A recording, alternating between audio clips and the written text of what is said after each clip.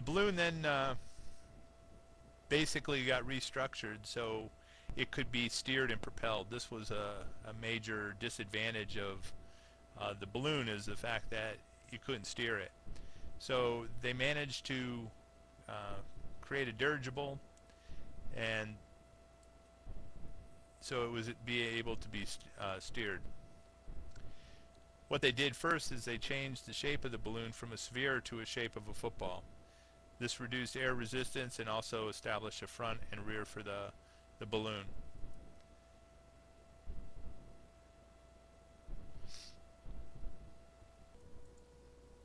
Paul Heinlein was the first individual to build a dirigible powered by an internal combustion engine. The engines prior to this were electric engines, but they weighed too much and therefore were not as effective. The combustion engine actually was lighter, and this became very successful. This engine used coal gas taken out of the balloon envelope as its fuel. Big problem with this was the longer the dirigible flew, the less lift it had because the engine was using gas from the balloon. These first dirigibles were non-rigid, which meant only the pressure of the gas maintained the shape of the envelope. If the airship exceeded a certain speed, or if the pressure of the gas went below a certain point, the envelope would buckle or become distorted. So the next improvement upon dirigibles were the rigid, which stiffened the envelope. In July 1900, Ferdinand von Zeppelin built the world's first successful rigid dirigible, the LZ-1. The Germans, in fact, became a dominating force with this type of aircraft. They were known, all dirigibles pretty much after that were known as Zeppelins. These were the rigid type airships with an internal framework of steel or aluminum girders to support it and give it its shape. In June 22, 1910, the Deutschland LZ-7 became the world's first commercial airship. Between 1910 and the beginning of World War I in 1914, German Zeppelins flew over 100,000 miles and carried more than 34,000 passengers and crew entirely without injury. Between lighter-than-air flight and what the Wright brothers were able to achieve with heavier-than-air flight, there was a lot of individuals that made advancements or helped move things along. For example, Cayley identified the forces of lift, drag, and thrust. He also developed the cambered upper surface of the wing to increase lift. Adler built the first manned aircraft to take off from a level ground under its own power. Wenham, who built a wind tunnel, was the first person to build a wind tunnel to test various wing shapes. John Montgomery built a 440-pound man-carrying glider with wings like a seagull.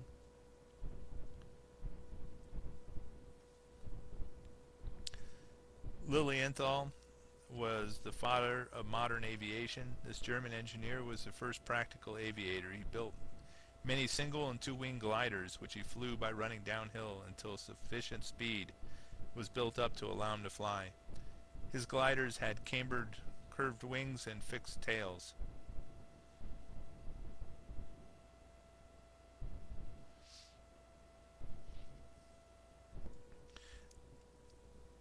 Samuel Pierpont Langley was also another individual who was pursuing heavier than air flight and almost succeeded. He built a number of different aircraft. However, the engine was too heavy, and in each attempt they were well attended by the press, and this caused the government to withdraw support from the project to get a heavier than aircraft flight. However, shortly after that, two other individuals succeeded, and this was the Wright brothers. Orville and Wilbur Wright achieved successful in-controlled, sustained, and powered flight. They had access to a lot of these other previous pioneers and learned from their lessons, as well as observing birds in flight. And they basically had enough skills to build this. The Wright brothers' approach to flight was first develop an aircraft that would fly and be controlled in flight, and then add a power plant. Their observations led them to believe that birds maneuvered in flight chiefly by twisting their wings. This information, they built a large box kite with 4 cords attached to the wingtips. They found when they pulled these cords and twisted the wings, they could maneuver the kite from the ground. Following these successful kite flights, realized the next step was to get into the air themselves and test their wing warp in theory. Before beginning their test flights, they request information from a weather bureau for a site for conducting the test. They need a location that would have steady winds and plenty of open space. They should have tried Wyoming, but instead they went to Kitty Hawk, North Carolina. They selected Kill Devil Hill for their test. In October 1900, the first glider was ready. This glider was a biplane with horizontal elevator in front, no tail, and cords attached to the wings for warping them. To reduce wind resistance, the pilot rode lying down between the wings. They made a few successful glides during that winter, but the winds were generally too light for manned flights. For the most part, the aircraft was flown as a kite. In the following July, they returned with their second glider, which had larger wings. They also had fastened wing warping cables to a cradle, which the pilot laid. The aircraft was controlled by shifting the cradle with his hips, thus tightening the cables and causing them to warp.